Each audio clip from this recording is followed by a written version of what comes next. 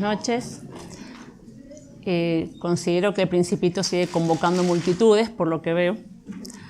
Agradezco la presencia. Y en realidad se trata justamente de una lectura entre las múltiples lecturas que permite todo texto, que es muy rico en símbolos, en pensamientos profundos. Entonces, lo mío es una propuesta para acercarse a esta obra y dejarles algunas como claves o modos de introducción a la lectura para que ustedes después hagan la propia y sigan ahondando y encontrando más elementos en el texto. En la Argentina, El Principito es uno de los libros más leídos y que más aparece en las bibliotecas domésticas. En general es conocido El Principito, se han visto las películas. ¿Cuál es la razón de su permanencia? ¿Por qué sigue gustando y ha trascendido culturas y fronteras?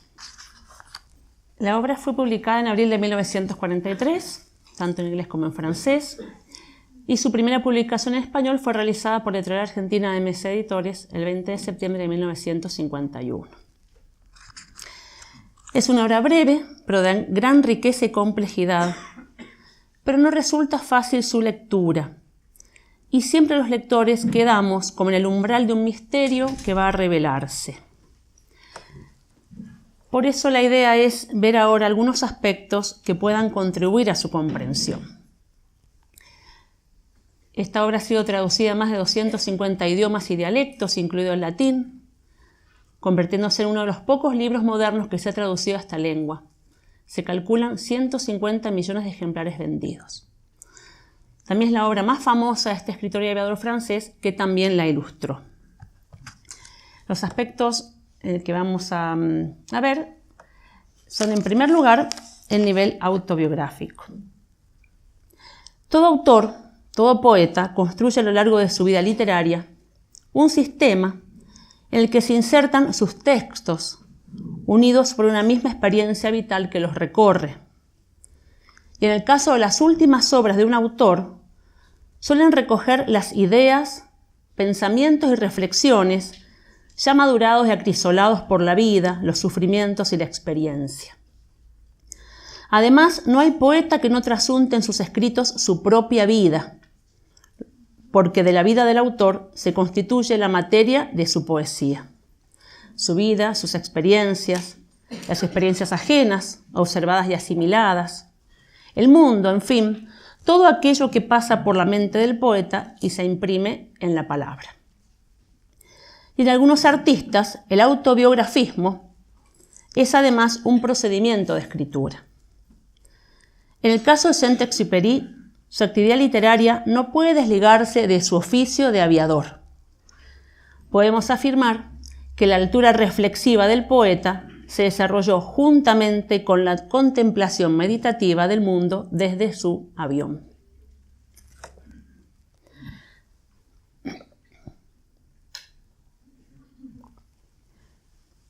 Antoine-Marie Jean-Baptiste Roger, conde de Saint-Exupéry, así se llamaba, nació en Lyon, al este de Francia, el 29 de junio de 1900. Era el tercer hijo de 5 hermanos. Su padre, el conde Jean de Saint-Exupéry, falleció cuando él tenía 4 años. Era una familia noble, pero venida a menos. Su madre, que era una mujer de fe, los educó en un ambiente de amor al arte, la música, la pintura. También cultivan la huerta familiar, tiene contacto con la naturaleza. Y en su infancia lo apodan el Rey Sol. Es rubio, de nariz respingada, lo ven en el cuarto en la foto, ¿no? Desde la izquierda. Y él mismo tiene el aspecto de un pequeño príncipe rubio. Su hermano François, que es el que está ahí a su lado, falleció muy joven de reumatismo articular. Antoine lo acompañó en su lecho de muerte. La impresión de este suceso fue plasmada en el final del Principito. Supongo que lo han leído todos los que están acá y si no les adelanto, el Principito al final muere. Lamento contarles el final de la historia. Ahí el Principito, antes de morir, le anuncia al aviador, dice: pareceré muerto y no será verdad, dice el Principito al piloto. En su obra Piloto de guerra, recuerda Antoine lo que su hermano le dijo en el lecho de muerte. Mi hermano me dijo, no olvides de escribir todo eso. Cuando el cuerpo se desintegra, aparece lo esencial. Vamos viendo cómo hay elementos de la vida de Saint-Exupéry, entonces, que van a aparecer después en su obra, que es una de las últimas obras que él escribe. Concluidos sus estudios, ingresa en la aviación, en las líneas aéreas Latécoère. Antes de la Segunda Guerra Mundial, hacia 1926, trabajó para el correo postal francés en vuelos internacionales. Solía usar aeronaves con pocos instrumentos de navegación. Saint-Exupéry solía volar la ruta Toulouse-Dakar. En varias ocasiones, el piloto debió negociar con fuerzas marroquíes que habían tomado aviadores caídos como prisioneros. Gracias a esta labor, el gobierno francés le condecoró con la Medalla de la Legión de Honor. Es en esta línea aérea donde conocerá a quien va a ser su gran amigo y en quien la crítica ve reflejada la figura del zorro, en el sentido de la amistad, que es Henri Guillaumet. Bueno, acá hay una de Saint-Exupéry frente a su avión. Algunos objetos que le pertenecieron, que están en el museo. Y esta es una foto con su mejor amigo, Henri Guillaumet. Su primer destino como jefe en la aeropostal va a ser Cabo Jubí, en el entonces Sahara español. Allí va a tener contacto profundo con el desierto. Va a vivir en el desierto, aprende a amar el desierto. Y allí va a amansar un fenec de las arenas, pequeñísimo zorro de orejas puntiagudas que dibujará más tarde en El Principito. Es muy pequeñísimo, más pequeño que un gato, llega hasta 1,5 kilos de peso. Y él lo va a amansar, de ahí que el zorro que él dibuja tenga orejas tan largas, que no corresponden a un zorro común. El 12 de octubre de 1929 llega a la Argentina. Hay una gran relación entre Saint-Exupéry y la Argentina. Va a vivir acá, va a escribir acá, y vamos a ver otros datos muy importantes que lo ligan. Tal vez por eso hay tanto amor en la Argentina a la obra de Saint-Exupéry. El 12 de octubre de 1929 llega a la Argentina como director de la aerolínea postal. Lo esperan en el puerto de Buenos Aires Jean Mermoz, Henri Guillaumet y Marcel Rein, pilotos franceses integrantes de la Aeroposta Argentina, que es filial de la Compañía General Aeropostal de Francia, empresa dedicada al transporte de correo aéreo. Saint-Exupéry ocupará el puesto de director de explotación de la empresa argentina. Vive aquí 1 año y 3 meses, como responsable de la línea del sur. Inaugura el ramal Bahía Blanca Comodoro Rivadavia y luego lo extiende hasta Río Gallegos. Se llama a sí mismo el pastor de la Patagonia. También le gustaba usar el nombre de jardinero. Jardinero de estrellas, jardinero de nubes. Esta experiencia le inspiró la obra Vuelo Nocturno. Se las recomiendo, es bellísima. Allí aparece la cordillera de los Andes, en la provincia de Mendoza, que fue también espacio de un terrible accidente del que salió con vida Henri Guillaumet.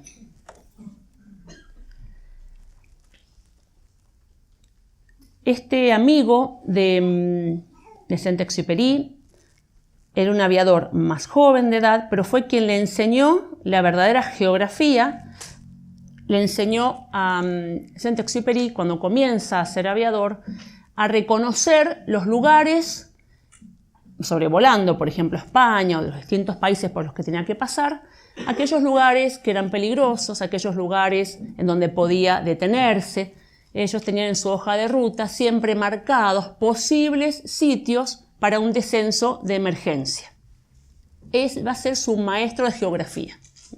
En el geógrafo, que es uno de los países, de los planetas que visita en El Principito, aparece un geógrafo que no conoce los lugares en forma experiencial y sería la contracara de Guillaumet, que le enseñó a conocer desde el cielo la geografía. Él va a caer, su avión cae en la cordillera de los Andes. Un mendocino, que en ese momento era muy niño, Juan Gualberto García, lo va a rescatar. El justo está pasando cerca, sabían que se había perdido ese avión y entonces lo rescata. Fue condecorado, fíjense, año 2001 recién, fue condecorado este hombre que el 19 de junio de 1930 rescató a Henri Guillaumet, héroe de la aviación francesa. Dice, recién ahora lo premian, dice. Pero ya había tenido otros reconocimientos anteriores. Yo recuerdo que en los años 90, cuando acá en la Biblioteca Mariano Moreno se hacía una feria del libro que se llamaba Biblos, Juan Gualberto García fue traído por el profesor Estrella, un profesor de la Universidad de Cuyo, que lo había encontrado en la ciudad y él había hecho el contacto, digamos, este profesor entre el hijo del puestero y Francia. Y acá hay algunos datos de cómo fue ese rescate. ¿Por qué lo leo? Porque accidentes como estos tuvieron varios y vivió el mismo Saint-Exupéry varios accidentes aéreos, de los que se salvaron. El piloto cayó junto a la laguna del Diamante y caminó 6 días sin abrigo suficiente para soportar el frío del invierno andino y una acumulación de 1 metro de nieve. El congelamiento de sus piernas comenzaba a inmovilizarlo cuando fue descubierto por el chico. Unas horas después, García volvió a su encuentro. El joven puestero dejó a su madre montada en el caballo, cruzó a pie el arroyo, ayudó al aviador a levantarse y apoyado sobre su espalda, lo llevó hasta su casa. Esta es del diario, esta noticia, ¿no? Este gesto le salvó la vida al héroe francés. Y después está el testimonio del mismo. Anduvimos 3 horas por la nieve. Solo quien conoce la cordillera puede imaginarse lo que sufrió ese hombre. Cuando estuvo acá este señor, dijo que él creía que estaba loco, porque le hablaba de un idioma, claro, no entendía, le hablaba en francés, no entendía qué le decía, creía que este hombre estaba loco. En la caminata de regreso al puesto, Guillaumet estuvo a punto de caer a un río torrentoso. García asegura que lo sostuvo de una mano hasta que llegó su madre para socorrerlos. El aviador venía encorvado, sin aliento, entró en la casa, se sentó en un banco y estiró sus brazos sobre la mesa sin pronunciar palabra. Bueno, ahí lo auxilian. Al otro día, otro avión piloteado por su amigo, el escritor Antoine de Saint-Exupéry, llegó hasta el puesto y lo trasladó a un hospital de la capital.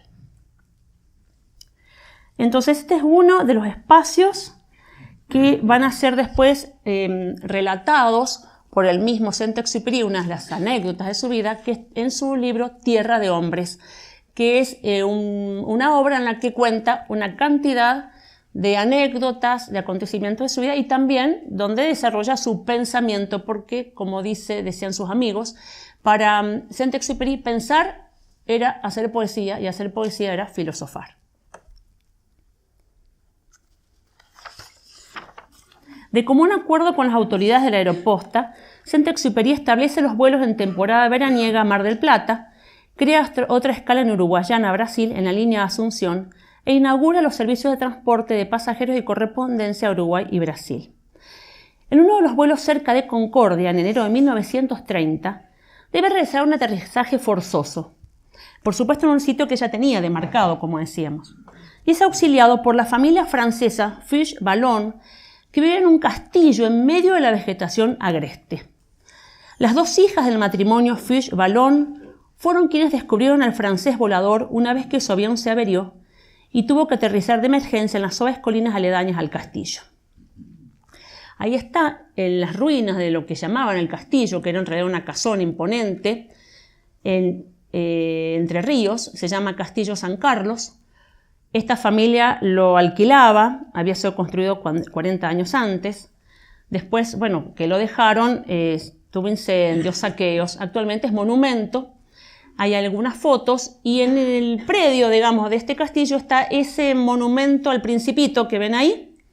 Está en esa zona, recordando la presencia de Saint-Exupéry, que estuvo ahí alojado en ese momento en que fue rescatado, pero fue un lugar al que él visitó muchas otras veces porque estableció una gran amistad con esta familia. Este episodio de su accidente es relatado en el capítulo Oasis de su libro Tierra de Hombres. El ambiente de la casa lo impresiona Y las niñas son como pequeñas princesas que tienen una relación muy intensa con la naturaleza, que domestican animales salvajes y también influirán en la reflexión sobre la infancia, pues conocían el modo de llegar al corazón de los animales y los hombres. Hay un documental que les aconsejo ver, muy hermoso, se llama El Oasis de Saint-Exupéry, de Danilo Lavigne, que se hizo entre la Embajada de Francia y hay una reconstrucción de los episodios con actores, pero también hay fotos de la época, porque Saint-Exupéry le gustaba la fotografía y sacó muchas fotos de ese lugar, de esta familia, de las niñas, que llamaba Las Pequeñas Princesas. Y también hay un documental con una entrevista a esas niñas ya siendo grandes, cuando en Francia descubren que este capítulo Oasis no era un invento de Saint-Exupéry, sino que había sido un hecho real, y deciden venir y hacer este documental. Lo encuentran en internet fácilmente, El Oasis de Saint-Exupéry, de Danilo Lavigne. 45 minutos dura más o menos, es precioso. También es en nuestro país donde conoce a quien será su esposa, Consuelo Sunsin, con quien se casó en 1931 a su regreso a Francia.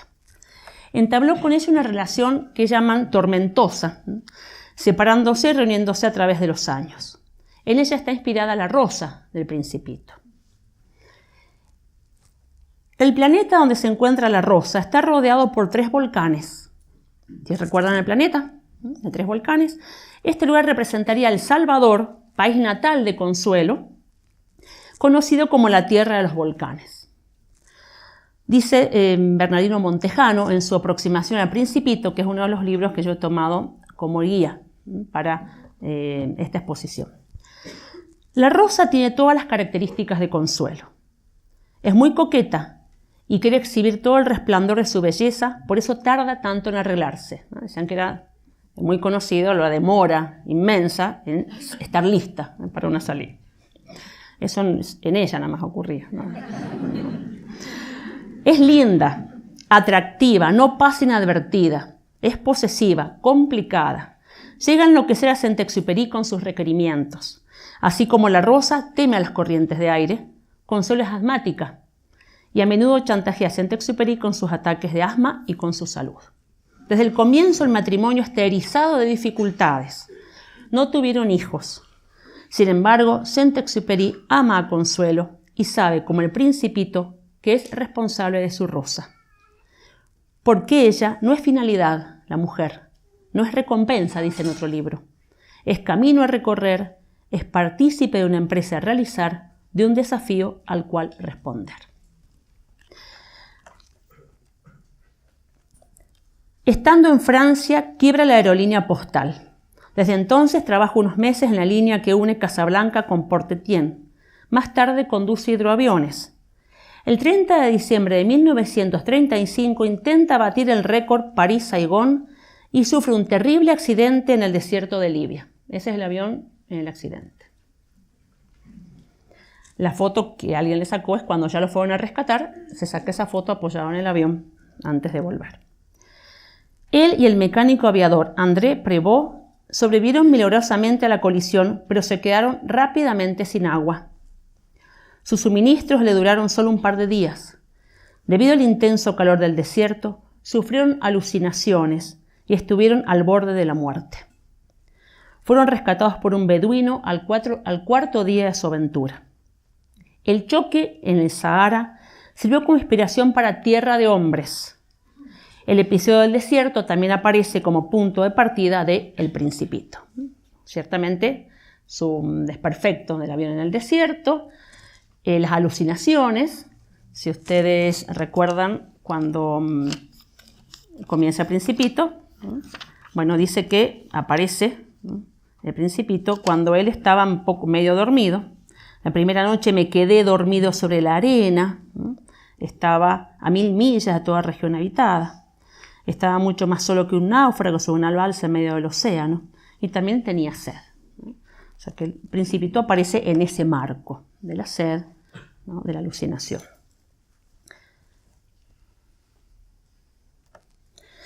En 1937 es reportero en las trincheras de España. En 1939 es movilizado e incorporado a un grupo de reconocimiento de aviación con el grado de capitán. Participa en diversas misiones y en 1940 recibe la Cruz de Guerra. Ante la imposibilidad de seguir combatiendo, debido al armisticio, se exilia y desembarca en Nueva York el 31 de diciembre de 1940. Ahí va a vivir también un periodo de su vida. Aquí es donde escribe El Principito. El Principito fue escrito durante la estancia de 27 meses de Saint-Exupéry en los Estados Unidos. El autor pasó una temporada en ese país tras la batalla de Francia en 1940, en la cual el gobierno francés fue depuesto por las fuerzas alemanas. Durante estos sucesos, el autor realizó más de la mitad de los apuntes que conformarían el libro. También escribe allí Piloto de guerra. Las ilustraciones del Principito fueron también realizadas por él. Antes de ser piloto, Antoine había estudiado arquitectura en la Escuela de Bellas Artes de Francia, aunque nunca terminó la carrera. El autor nunca se consideró bueno para el dibujo, algo de lo que se burla el piloto al inicio de la obra. Tras escribir El Principito, Saint-Exupéry volvió a la Fuerza Aérea de Francia para volar con los aliados. En 1943 intentó reingresar a labores de combate, a pesar de que había pasado el límite de edad por 8 años. Se le concedió un permiso especial. Saint-Exupéry desapareció el 31 de julio de 1944 durante una misión de reconocimiento. Nunca se supo el paradero del piloto. Varios días después, un cuerpo con un traje de la Fuerza Aérea de Francia fue hallado al sur de Marsella. Se presumió que era el del escritor y se enterró en septiembre.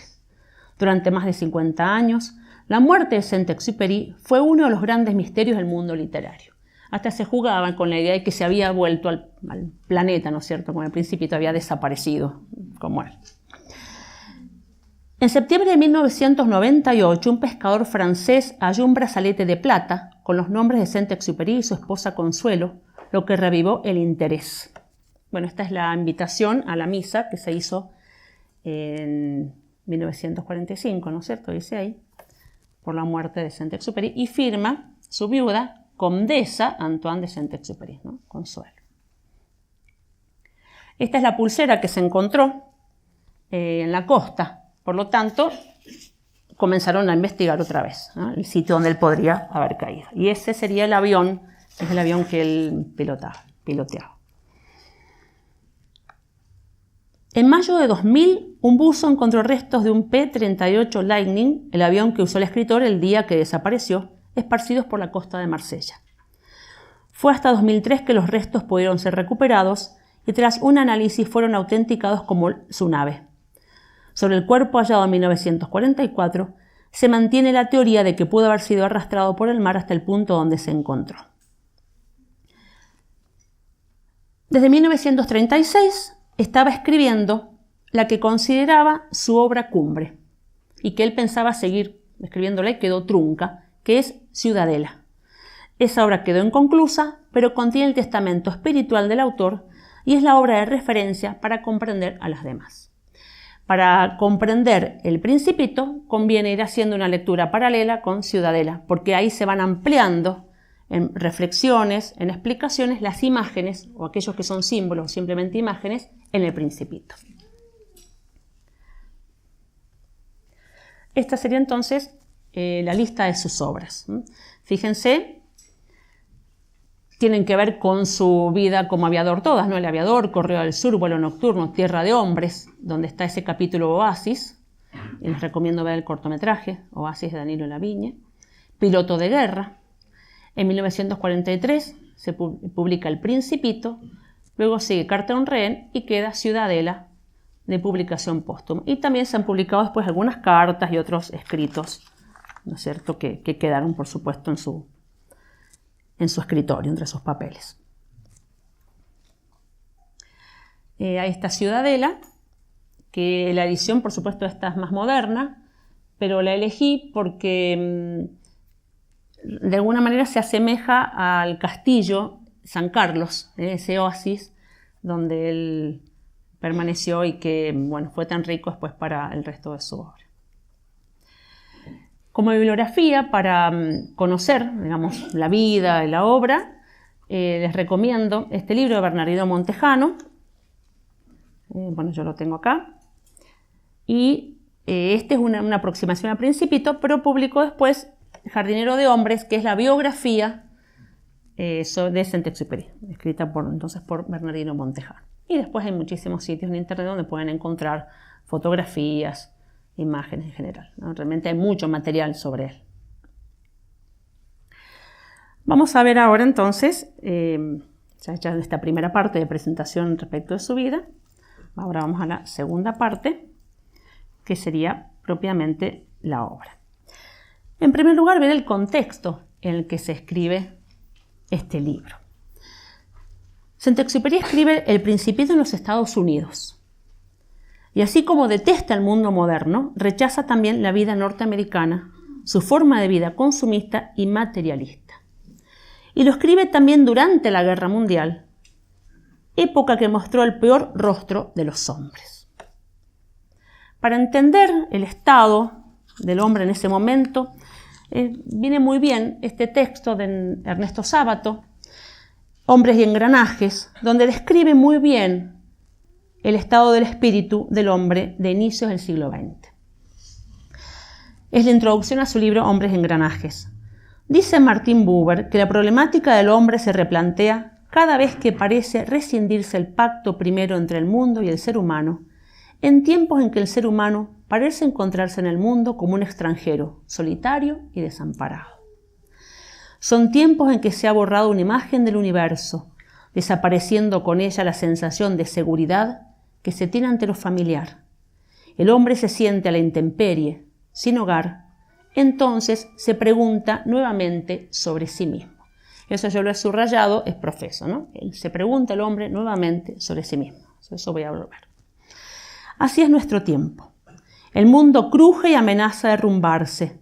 Ese mundo que, para mayor ironía, es el producto de nuestra voluntad, de nuestro prometeico intento de dominación. Es una quiebra total. 2 guerras mundiales, las dictaduras totalitarias y los campos de concentración nos han abierto por fin los ojos para revelarnos con crudeza la clase de monstruo que habíamos engendrado y criado orgullosamente. Ha llegado el momento de decir adiós al siglo XIX, a ese maravilloso siglo XIX, en que todos los males de la humanidad iban a ser resueltos mediante la ciencia y el progreso de las ideas. Pero el siglo XX estaba agazapado como un asaltante nocturno a una pareja de enamorados un poco cursis. Esperaba con sus carnicerías mecanizadas, la quiebra del sistema parlamentario, el fin del liberalismo económico, la desesperanza y el miedo. En cuanto a la ciencia, que iba a dar solución a todos los problemas del cielo y de la tierra, había servido para facilitar la concentración estatal y se mostraba al servicio de la destrucción y de la muerte. Y así aprendimos brutalmente una verdad que debíamos haber previsto, dada la esencia amoral del conocimiento científico, que la ciencia no es por sí misma garantía de nada, porque a sus realizaciones le son ajenas las preocupaciones éticas. Esta crisis, dice Sábato, es el fin de toda esa concepción de la vida y del hombre que surgió en Occidente a partir del Renacimiento. De tal modo como es imposible entender este derrumbe si no se examina la esencia de esa civilización renacentista. Una civilización que se produjo mediante 3 paradojas. El Renacimiento fue un movimiento individualista que terminó en la masificación, un movimiento naturalista que terminó en la máquina y un movimiento humanista que terminó en la deshumanización, que no son sino aspectos de una sola y gigantesca paradoja, la deshumanización de la humanidad. Va a señalar que muchos escritores advirtieron esto hacia fines del siglo XIX. Dice,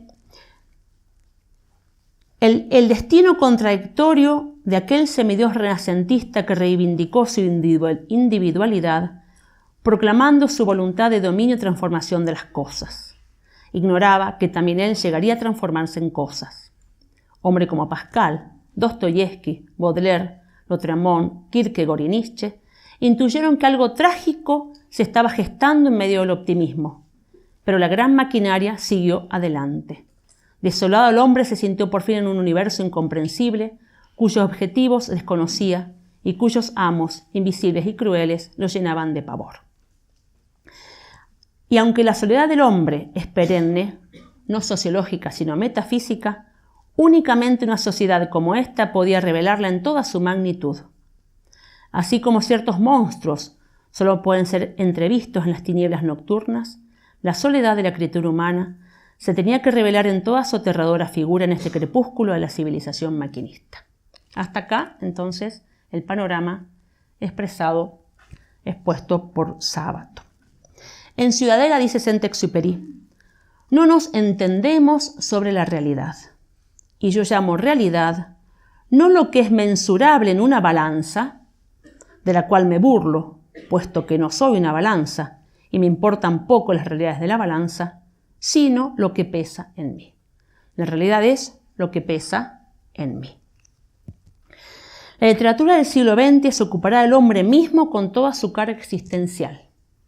Será el tiempo de la narrativa psicológica, de los procedimientos que registran el discurrir del pensamiento y de la reflexión, como el soliloquio, el monólogo interior, el fluir de la conciencia, la importancia de los sueños, de los símbolos, laberintos, espejos, lo fantástico e inexplicable. Serán la materia de la literatura que intentará explicar el lugar del hombre en el mundo, o al menos construir una metáfora que refleje su situación. Entre los grandes motivos literarios del siglo XX se encuentran diferentes modulaciones de la parábola del hijo pródigo. Este hombre que se quedó sin hogar, que decía Sábato, que se encuentra solo, que tanto buscó la individualidad que terminó quedándose solo, tan dueño de sus destinos que quedó desamparado, vuelve en la literatura en la figura del hijo pródigo, que es tema recurrente en el siglo XX. Y también en la nostalgia del paraíso perdido. El hogar se presenta como el paraíso anhelado. Danielou señala en un breve ensayo que el hombre contemporáneo ha perdido el sentido del misterio a expensas del racionalismo y del cientificismo. Seguimos, coincidiendo con estos autores en este panorama del hombre de inicio del siglo XX. Y ella entonces ha perdido el misterio, el sentido del misterio, a expensas del racionalismo y del cientificismo, pero se le ha infiltrado en la literatura como nostalgia del paraíso. Recordemos que la nostalgia del paraíso es ese anhelo del hombre de retornar al paraíso clausurado, que para quienes tenemos fe, ese paraíso ha sido el original, ¿no? de la primera pareja humana y que fue cerrado para el hombre y que nosotros sabemos que lo podemos reencontrar en el paraíso que ahora es el reino de los cielos. Pero ha quedado en la literatura, ha quedado, en el recuerdo de los hombres, la nostalgia de ese lugar de felicidad y sobre todo de inocencia. Dice Danielou que esa nostalgia de paraíso se entiende como la nostalgia de un más allá de las apariencias materiales. Ilustra esta posición con obras de la literatura francesa del siglo XX que revisten tres formas de encauzar esa nostalgia del paraíso. Para esto se vale de la distinción de Kierkegaard de los tres estadios de la vida humana.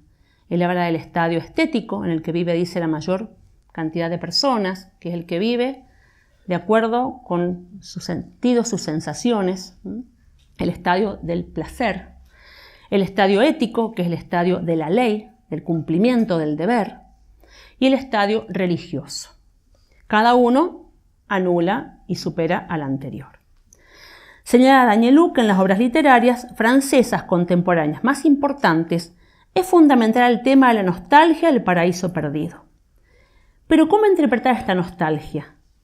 Se trata de la añoranza de una vida muy cercana todavía a la naturaleza y en la que la aparición de la conciencia, la aparición del amor, ¿no han impreso todavía su imperceptible sello en el seno de la armonía del universo infantil?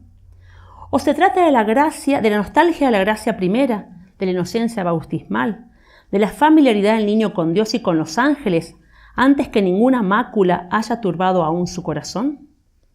Pero por otra parte, ¿es cierto que debemos buscar este paraíso en la infancia y que no es una extraña ilusión óptica lo que nos hace imaginar el paraíso como un pasado irremediablemente perdido y no como un porvenir que debemos conquistar o recibir? Y agrega cuáles son las respuestas a estas preguntas desde la literatura. La literatura contemporánea aporta una triple respuesta a estas preguntas. Interpreta la nostalgia de paraíso perdido, o bien de un modo estético, como nostalgia de las impresiones de la infancia irremediablemente superadas. O lo interpreta de modo ético, como prefiguración proyectada en el pasado del ideal del hombre y del mundo, como anticipación del espíritu personal y de la ciudad armoniosa.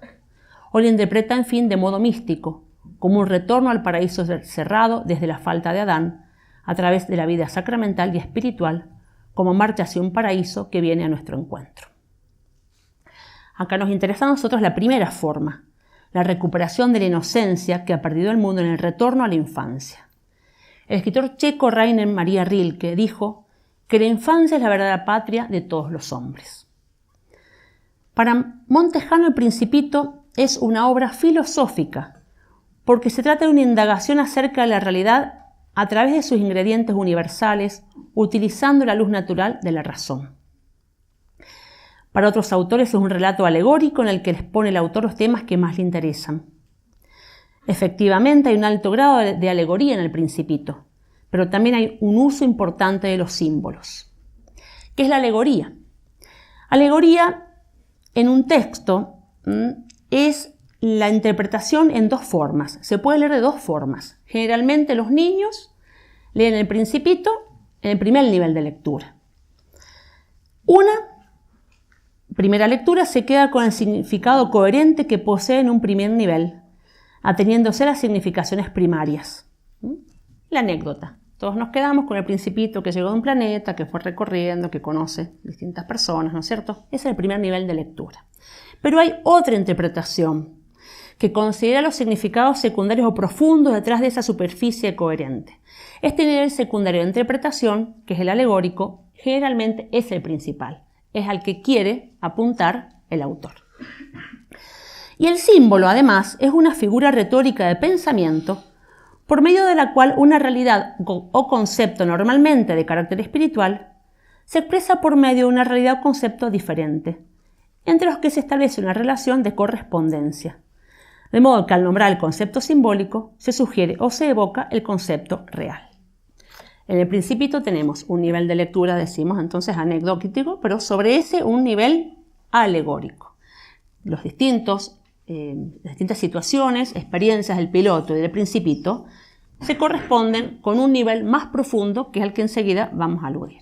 Pero también algunos elementos que son simbólicos, algunas presencias que no ha creado, obviamente no ha construido el poeta, porque los poetas no construyen ni crean los símbolos. Los poetas usan los símbolos que ya están insertos en la sociedad. Contemporáneamente a la composición del Principito, Lewis compone las Crónicas de Narnia, que seguramente las habrán leído. En la primera entrega, El león, la bruja y el ropero, las aventuras se desarrollan durante la guerra. Fíjense la coincidencia, ¿no? Durante la guerra había una vez 4 niños cuyos nombres eran Pedro, Susana, Edmundo y Lucía. Esta historia relata lo que sucedió cuando durante la guerra y a causa de los bombardeos fueron enviados lejos de Londres a la casa de un viejo profesor. Este vivía en medio del campo, a 10 millas de la estación más cercana y a 2 millas del correo más próximo. También entonces, en medio de la guerra, en un espacio alejado, ocurre una aventura que podemos poner en paralelo con El Principito. Será lejos de la ciudad como los niños podrán ingresar a un mundo donde el orden será restablecido mediante el valor, la lealtad, el trabajo arduo, pero por sobre todo con el auxilio sobrenatural. En ese mundo ideal, Lewis recupera el lugar del hombre en el cosmos, pero solo los niños tienen acceso a él. En El Principito, un hombre adulto, piloto, sufre un accidente en el desierto. El desierto es el espacio propicio para la reflexión. Así como en las Crónicas de Narnia tuvieron que alejarse del bullicio de la gente para la aventura, acá el piloto está en el desierto. Lejos del bullicio de las ciudades, la soledad y el silencio permiten adentrarse en la interioridad. Junto con la montaña, el desierto en la literatura es uno de los espacios donde se producen los encuentros sobrenaturales. Aún en los que aparezcan personajes obviamente ficcionales, ¿no? Es más, hasta los ovnis hay que irse a la montaña a encontrárselos, ¿no es cierto? O sea, la montaña, el desierto es el espacio propicio para los encuentros sobrenaturales en los cuentos en general. Pero es el espacio justamente propicio para el encuentro también con la vida sobrenatural. Allí el piloto, en la soledad y el silencio, se encuentra con el principito, que en realidad es su otro yo. Es su retorno a la infancia, la recuperación de su yo más profundo, capaz de captar la verdadera realidad de las cosas, no sus apariencias. Mientras el adulto se ocupa de arreglar la máquina, él como piloto está ocupado en una máquina, el principito aparece, así como de la nada, aparentemente no tiene ni hambre, ni frío, ni miedo, ni sed. ¿Y qué le pide? Que le dibuje un cordero. Como él no sabía dibujar, ya saben ustedes que fue frustrada su vocación de escritor debido a que nadie le interpretó el elefante que tragado por la serpiente, que decían que era un sombrero. Lo que hace primero le dibuja lo mismo que sabía y le dibuja la serpiente con el elefante adentro. Pero el principito lo distingue. El principito le exige que deje la máquina y atienda a lo importante. Entiende que es un elefante tragado por una serpiente, pero no quiere eso. Quiere que le dibuje un cordero. Sabemos que ensaya distintos dibujos, ninguno le viene bien. Entonces, finalmente, ¿qué le hace? Para sacarlo de encima. Bueno, acá está la caja, el cordero está dentro. Ya está, como para sacarlo de encima porque él tiene que seguir con la máquina, atendiendo a la máquina. Y resulta que es el mejor cordero para el principito, el que está en la caja, porque él lo ve con los ojos de la fe. Y Saint-Exupéry acá ha elegido un cordero, y eso para nosotros es símbolo, más allá de lo que él haya querido hacer. Es símbolo. Aunque posiblemente no tuvo la intención, no sabemos sugerirlo, el símbolo del cordero en Occidente tiene un sentido y él lo ha usado. Y podemos legítimamente también nosotros ver al cordero que está encerrado en una caja con los ojos de nuestra fe. El niño entiende el misterio y cree naturalmente, porque lo visible invoca lo invisible y el niño lo acepta. Por eso lo esencial es invisible a los ojos. Nosotros sabemos que el cordero no se ve y que está dentro de una caja, ¿o no? La manera de verlos con los ojos de la fe. Dice el piloto: yo, desgraciadamente, no sé ver un cordero a través de una caja. Tal vez soy un poco como las personas mayores. Debo haber envejecido. La mirada del niño es como la de Adán en el paraíso. Mira cada cosa con los ojos de Adán como algo nuevo y quiere saber qué es todo. Pregunta, ¿y eso qué es? ¿Y eso para qué? Y no ceja hasta que no se le contesta. El niño mira cada cosa con la limpidez, sin doblez ni mancha. Por eso cuando hay un niño, con cada niño se renueva el cosmos. Desde el comienzo de la obra hay una contraposición entre el pensamiento de los adultos y el de los niños. Los primeros son materialistas, prácticos, aburridos, serios, y pueden ser crueles, porque han trastocado la escala de valores. ¿Acaso no es importante que el cordero pueda comerse la rosa? No le presta atención, está en cosas más importantes el piloto, y sin embargo se pone a llorar al principito. ¿Acaso no es importante que el cordero pueda comerse la rosa? Se han olvidado los mayores de que una vez fueron niños y el piloto está a punto de convertirse en uno de ellos. Comienza su conversación con el principito. Acá está con los ojos de niño. Ahí está el famoso dibujo y la caja. Esta es la caja, el cordero que quiere está dentro, así es como yo lo quería. El principito ha venido de otro planeta. ¿Qué es el planeta? Seguimos entonces con una interpretación alegórica y algunos símbolos que podemos encontrar. El planeta es el alma. Los volcanes, las pasiones y apetitos que desbordados pueden destruir el alma, pero que encausadas constituyen el motor de la existencia. Los volcanes deben ser desollinados, todos los días los tiene que cuidar, todos los días. ¿Por qué? Porque si los limpia, el fuego que dan es un fuego útil, puede cocinar su desayuno, pero si no los limpia todos los días, pueden hacer explotar el planeta. Algún intérprete dice que los 3 volcanes serían las virtudes teologales, la caridad el primero, el segundo la esperanza y el tercero, que está inactivo, la fe. Porque en esta época Saint-Exupéry, si bien era católico de familia, y él estaba alejado de la fe y estaba en búsqueda del reencuentro con la fe. ¿Qué más había en el planeta, además de los volcanes? Había baobabs. Había baobabs. ¿Saben qué son los baobabs, no es cierto? Grandes árboles que crecen en el África, que de hecho la habrá tenido ocasión de conocer y que pueden guardar agua, ¿no? Ahora, ¿los baobabs son peligrosos o no? ¿Qué hay que hacer con ellos? Hay que arrancarlos apenas se los detecta. Al principio no se distinguen de las otras hierbas, pero hay que tener cuidado, observar bien y arrancarlos de pequeños. ¿Por qué? Los baobabs son los defectos y los vicios que deben arrancarse tempranamente para que no invadan el planeta. La limpieza cotidiana es el examen de conciencia. Es una cuestión de disciplina, dice el Principito, es decir, de educación. El peligro de estos arbustos es inmenso. De hecho, es la parte de la obra en que se dirige directamente a los niños dando consejos y dice que aunque no le gustan mucho los libros así de moral, dice: no me gusta adoptar un tono moralista, pero el peligro que encierran los baobabs es tan poco conocido y los riesgos que alguien correría al extraviarse en un asteroide son tan considerables que por esta vez dejo a un lado mi reserva para decir: niños, tengan cuidado con los baobabs. Trabajé mucho en ese dibujo para advertir a mis amigos del peligro desconocido que, como a mí, los acechaba desde hace tiempo. Bien valía la pena tomar en cuenta la lección que yo daba. Ahí está los baobabs, ¿no es cierto? Está desollinando los volcanes y están los baobabs. Porque había conocido un perezoso que, el Principito, que los baobabs no los había cortado a tiempo, ¿no? Y por eso el peligro es que pueden cubrir todo el planeta. ¿Qué más hay en el planeta?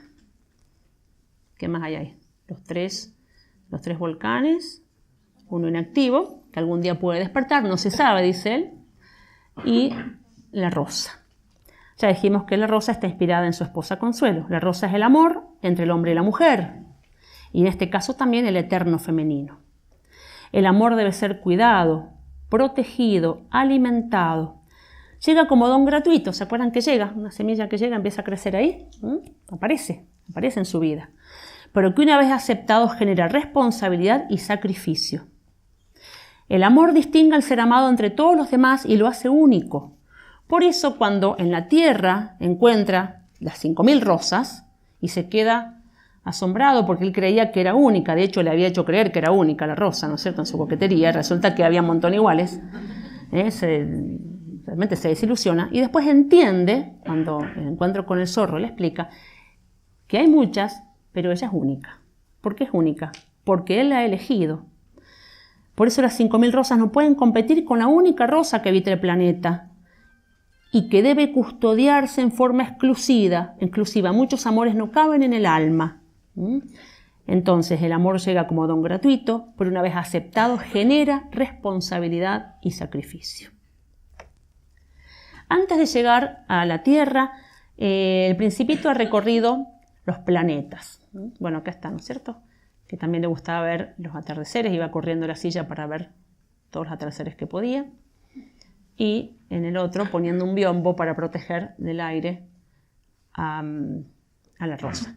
Y de hecho la figura del Principito, si ustedes lo ven, es bastante parecido a cómo era Saint-Exupéry, ¿no?, de niño.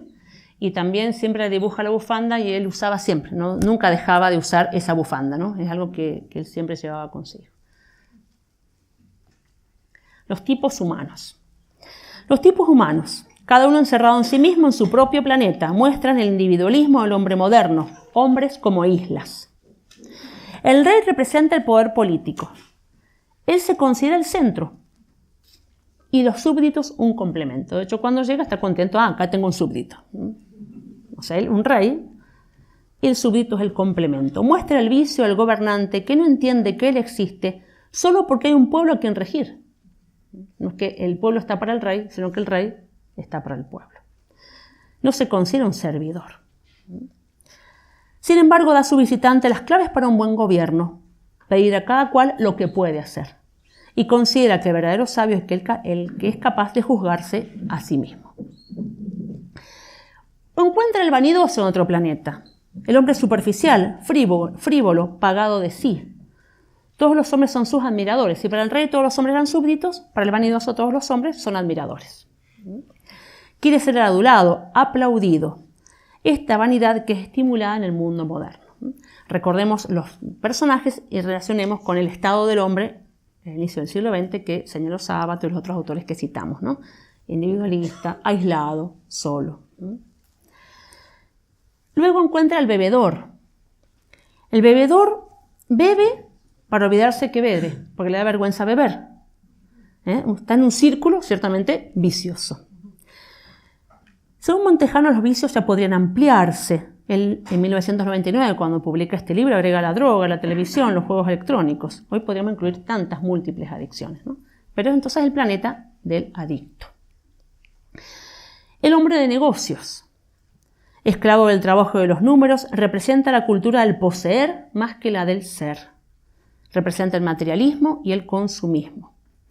Como el bebedor bebe para olvidar que bebe porque lo avergüenza, el hombre de negocios posee riquezas para ser más rico y así poder poseer más. Su posesión, sin embargo, no es útil para nadie. Reflexiona el Principito que él posea la rosa, el planeta, es útil para ellos porque los volcanes los limpia, porque a la rosa la atiende. Pero para el rico no es útil su riqueza. Hay una esterilidad en esa posesión. Luego encuentra al farolero, que cumple la consigna, prender y apagar el farol cada vez más rápido porque el planeta cada vez gira con mayor velocidad. Entonces no tiene descanso, tiene que prender y apagar, prender y apagar. Es la consigna, dice. Cumple la consigna aunque ya no tenga sentido. Es un rito sin contenido, pura exterioridad. Acción mecánica que impide la labor creativa, propia del hombre libre. La ley es la ley, dice. La consigna es la consigna. No hay espacio para el libre albedrío. Su fidelidad a la consigna es un automatismo condicionado. Como decía Sábato, el hombre termina siendo un engranaje en la maquinaria que solamente cumple la consigna. El geógrafo está mirando y dibujando mapas, pero nunca ha visto los lugares, solamente los tiene en el libro. Es un hombre instruido, pero inculto. Representa la erudición estéril, la enseñanza enciclopedista de las escuelas modernas. De allí pasa a la tierra. En la tierra encontró al guardaagujas. Ve la velocidad de los trenes, idas y venidas. La vorágine, el mundo vertiginoso, el tiempo que corre, como Cronos devorando a sus hijos. Solo los niños pegan sus narices a las ventanillas y miran el mundo. El hombre mayor, el adulto, que corre, que no tenemos tiempo para nada, que no tenemos tiempo de mirar a los costados, de mirar la flor, de mirar el insecto. El niño, en cambio, sí mira, tiene los ojos para mirar el mundo. El único que sabe lo que hay que mirar y para dónde hay que ir. Es la ciencia y la técnica, y también encuentra al vendedor de píldoras para saciar la sed. Ha inventado la píldora que hace que no haya que ir a tomar agua, por lo tanto se ahorran, creo que eran 50 minutos por día, tomando la píldora. ¿Qué representaría? La ciencia y la técnica que prometen al hombre la satisfacción de sus necesidades. Sin embargo, el Principito dice, si yo tuviera ese tiempo libre, lo ocuparía caminando lentamente hacia una fuente. El zorro. Es el gran maestro que le enseña la verdad de los lazos y de los ritos, que le transmite la clave para comprender la importancia de los vínculos personales y de las responsabilidades que implican. Él le enseña que su rosa es única porque la ha domesticado y ahora es responsable de ella. Representa el culto a la amistad perdurable. El zorro es la contracara de los hombres islas y de la hoy llamada vida líquida, es decir, la vida de las relaciones pasajeras, mudables, inestables, que nada perdura. Así como el líquido se pierde, no tiene forma, así es la vida del hombre contemporáneo. Y también le enseña el sentido de los ritos que constituyen la base de la tradición. No el rito vacío del farolero, sino el rito vivificante que sacraliza la vida cotidiana. Hoy vivimos una vida de modas cambiantes y, como enseña Petit de Murat, la moda es lo contrario de la tradición. Dice Petit de Murat, la moda es el mono de la tradición. Se le da la importancia que se le daba a la tradición. Ahora que están los hombres como islotes y que la tradición está reemplazada por la moda, esta tiene la propiedad de empobrecer hasta tal punto que puede echar abajo las personalidades que no son muy vigorosas.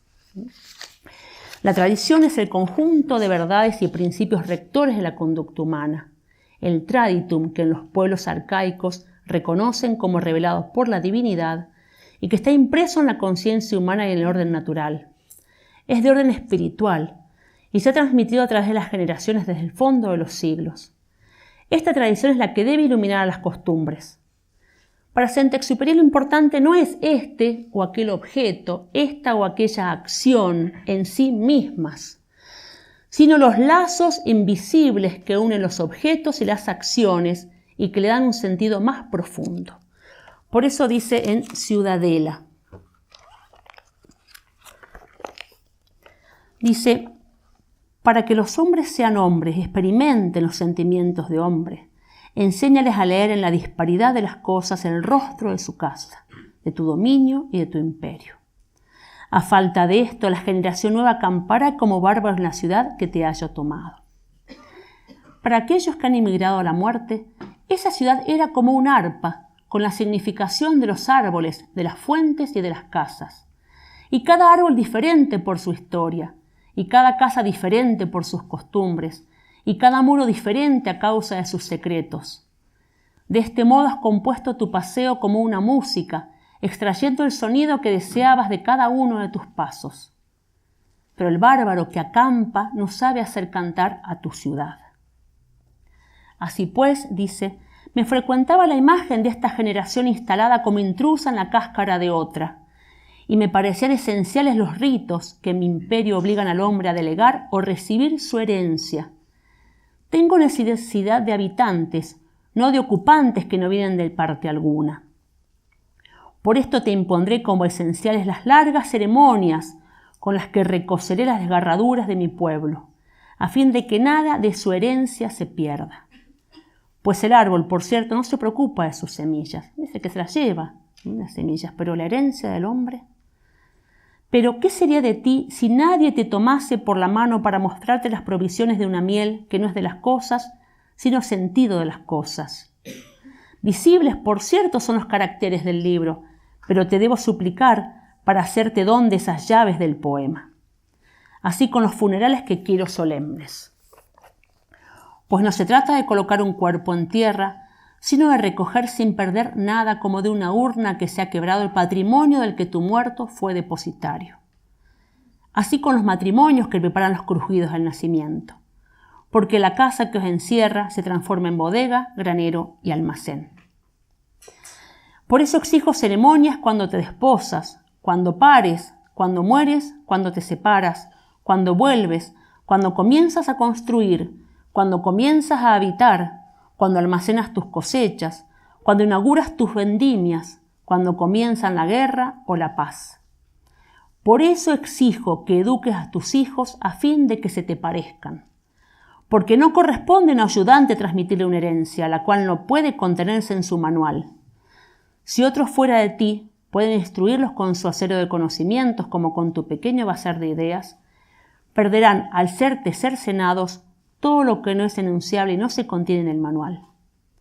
Los construirás a tu imagen por temor a que más adelante se arrastren, sin alegría, en una patria que será para ellos campamento vacío, de la cual, a no conocer las llaves, dejarán podrir sus tesoros. Entonces la necesidad de los ritos para transmitir las tradiciones que son la herencia de las patrias y lo que da sentido a las naciones. Está reflexionando esto en el momento en que su patria parece que está desintegrándose y entonces quiere que el espíritu de su patria se mantenga en los ritos, que esa sería la manera de conservar la herencia espiritual. El pozo, recordarán, falta poquito, recordarán que en un momento el piloto ya está terminando su tarea, va a estar 8 días en el desierto, ¿no? Arreglando su máquina, mientras tanto ha estado conversando, el principito le ha contado su paso por los planetas, le ha contado su encuentro con el zorro, le cuenta que el zorro le enseñó entonces a ser responsable de su rosa, le enseñó el valor de los lazos que uno establece, le enseñó el valor de los ritos. Entonces está aprendiendo el piloto del Principito mientras sigue ocupándose de arreglar, por supuesto, su máquina. El piloto está terminando de reparar su máquina. ¿Qué es la máquina entonces? Es figura de sí mismo. Necesitó este tiempo en el desierto para curar su alma. Pero llega el 8º día, se le ha acabado su propia agua y tiene sed. Está a un paso de la muerte. En la simbología numérica el 8 representa la eternidad. Es en el 8º día entonces cuando deberá salir en busca del pozo de agua de la vida. El pozo de agua se encuentra al final de un arduo camino. Recordarán que tiene que caminar bastante para llegar al pozo, ¿no es cierto? Que tarda mucho, que está cansado. El pozo de agua se encuentra al final de un arduo camino, casi al filo de la muerte. Y en esa marcha el piloto carga en brazos al Principito en el camino hacia la fuente. Ha asumido al niño. Por eso está terminando su retiro espiritual en el desierto. Siempre me gustó el desierto, dice el piloto. Uno se sienta sobre la duna, no se ve nada, no se escucha nada y sin embargo algo resplandece en silencio. Ya se trate de la casa, de las estrellas o el desierto, lo que embellece es invisible. El piloto coincide con el zorro. El Principito se alegra. Piensas como el zorro. Lo esencial es invisible. Lo importante no se ve con los ojos del cuerpo, sino con los del corazón, con la mirada interior. Los hombres buscan la felicidad en tantas cosas exteriores y no la encuentran porque buscan mal. La experiencia en el desierto culmina con el hallazgo del agua que vivifica. El piloto ha asumido al niño, que nunca tiene sed, para que lo guíe hasta la fuente. ¿Qué es la fuente? El símbolo de la fuente. ¿Qué es?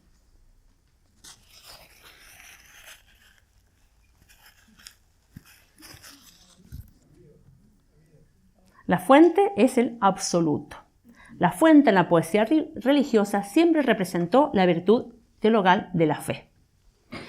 En el Salmo 41 dice: como el ciervo ansía las corrientes de agua, así mi alma suspira por ti, oh Dios, porque mi alma tiene sed de Dios. El que no siente sed, dice en Ciudadela, dice el piloto, el que no siente sed ignora que hay pozos tiernos hacia donde conducen las estrellas. La sed es algo bueno que lleva a buscar el pozo. Cuando pasa el hombre por el desierto, sin la fatiga y sin sed, el pozo no habrá sido para él más que un agujero de tamaño mediocre que ha sido necesario destapar en la arena. Pero si camina con sed, si está cansado, si ha hecho su peregrinaje, dice: mi desierto, al mostrarte las reglas del juego, o sea, las del cansancio, las del sufrimiento, se tornará para ti de una tal atracción y de un poder tal que yo puedo elegirte, superficial, egoísta, limitado y escéptico, en los barrios de mi ciudad, o en el estancamiento de mi oasis, e imponerte una única travesía del desierto para hacer emerger de ti al hombre, como una simiente que sale de su vaina y ampliarte de corazón y de espíritu. Está bien clarísimo, ¿no es cierto? Él viene de ese espacio, del mundo, del ruido, llega al desierto, y el desierto que ha producido en el piloto esto. El desierto ha hecho emerger en él al hombre como una simiente que sale de su vaina y se ha ampliado su corazón y su espíritu. Y volverás a mí, ya cambiado y magnífico y educado para vivir la vida de los fuertes. O sea, el paso por el desierto no es para quedarse, ¿es para qué? Para volver a la ciudadela.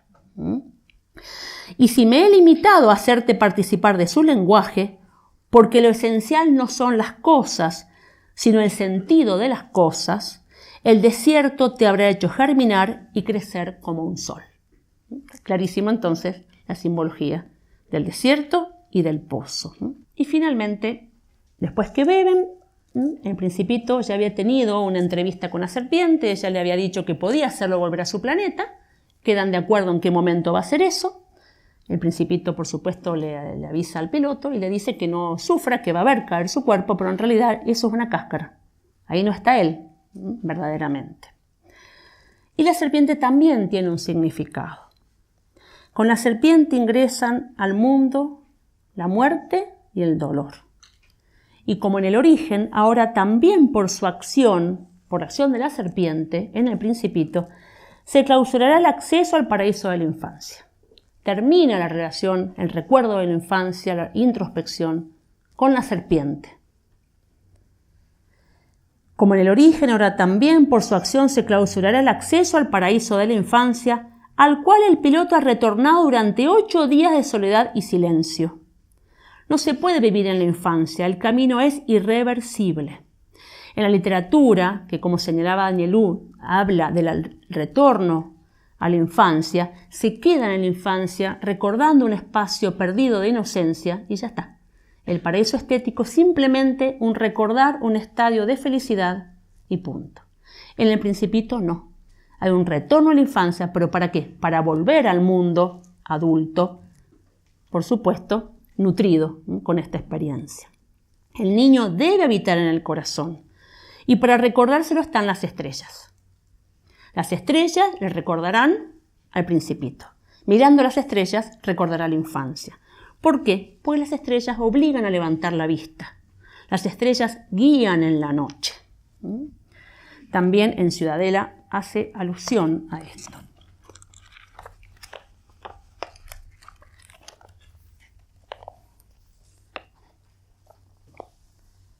De las fuentes, ¿no es cierto?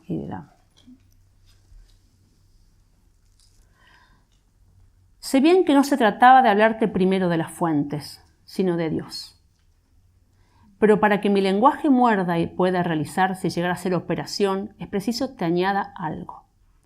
Por esto, si deseo enseñarte a Dios, te enviaré primero a escalar las montañas, a fin de que, cima de estrellas, tenga para ti su plena tentación. Te enviaré a morir de sed en los desiertos, a fin de que las fuentes puedan encantarte. Después te enviaré 6 meses a romper piedras hasta que el sol del mediodía te postre. Después de lo cual te diría, aquel a quien ha vaciado el sol de mediodía está en el secreto de la noche que llega, pues habiendo escalado la cima de estrellas, se abrió en el silencio de las fuentes divinas y creerás en Dios. Por eso no es una sobreinterpretación que el pozo sea la fe y que mirar la estrella sea un modo de acercamiento a Dios. En el desenlace de la novela, en las crónicas de Narnia, El viajero del alba, tercera entrega, Lucía y Edmundo se despiden para siempre de Narnia, doloridos y entre sollozos. Niños, les dijo Aslan, ustedes ya son demasiado grandes y ahora deben empezar a acercarse a su propio mundo. Pero Lucy le dice, ¿cómo podremos vivir sin verte más? Interroga Lucía. El problema no es Narnia, es Aslan. Y Aslan le responde que sí lo verán, porque también está en este mundo. Y dice, pero allá tengo otro nombre. Ustedes deben aprender a conocerme por ese nombre. Esa fue la verdadera razón para que ustedes vinieran a Narnia, para que conociéndome un poco aquí, pudieran conocerme mejor allá. No se trataba de evadirse del mundo real, del mundo de la guerra, para pasarlo mejor, lejos de las propias responsabilidades. Del mismo modo, para Saint-Exupéry, la literatura no tiene sentido de evasión, sino de reflexión y de meditación. Por eso para él escribir era pensar y su pensamiento se hacía poesía. Los grandes poetas son aquellos que nos llevan al mundo de la literatura, pero para que ahí encontremos claves, elementos, enseñanzas, para que las apliquemos de este lado del ropero o de este lado del desierto en el mundo real. El Principito es una novela en la que un hombre asume la infancia como guía para ser mejor persona, para encontrarse con su destino, porque solo los niños saben hacia dónde ir. El niño es el que lo guía hacia la fuente de la fe. Y por eso, ya para cerrar, no es casual que una paisana de Saint-Exupéry, casi contemporánea, haya marcado para los hombres del siglo XX el verdadero retorno a la infancia, el camino de la infancia espiritual. Este camino de la infancia espiritual, entonces, sería el mensaje para el hombre del siglo XX. Santa Teresita fue proclamada doctora de la Iglesia en 1927 por Juan Pablo II. Esta doctora de la Iglesia tiene un mensaje para nosotros, los hombres del siglo XX. Este hombre desolado, este hombre sin hogar, este hombre que está esperando retornar a la casa del padre, el hijo pródigo, que es metáfora de la literatura del siglo XX. Dice una crítica literaria de la literatura hispanoamericana que el gran tema es la parábola del hijo pródigo. Los grandes novelistas, aunque no sean ellos cristianos, es el problema del hombre contemporáneo que anhela el retorno a la casa del padre. Y el retorno entonces a la inocencia perdida del mundo de la infancia. Entonces el camino de la infancia espiritual coincide con estas poéticas, esta literatura de retorno entonces al paraíso perdido. La santidad no consiste en tal o cual práctica, consiste en una disposición del corazón que nos hace humildes y pequeños en manos de Dios, conscientes de nuestra debilidad y confiados hasta la audacia en su bondad de Padre. Bueno, hasta aquí llegué.